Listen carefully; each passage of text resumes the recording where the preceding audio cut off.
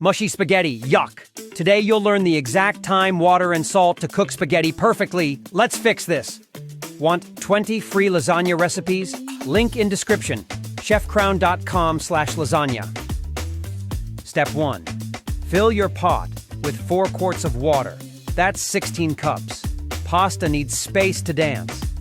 Step 2. Add 1 tablespoon of salt. Taste the water. It should be like the ocean.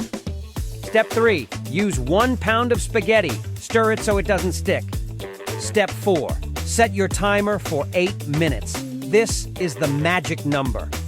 Test it early. If it's slightly firm, it's done. If not, cook 1 more minute. Easy. Step 5. Save a cup of pasta water. Mix it with sauce for creamy spaghetti. No more mush, just perfect spaghetti. You did it! Want more pasta magic?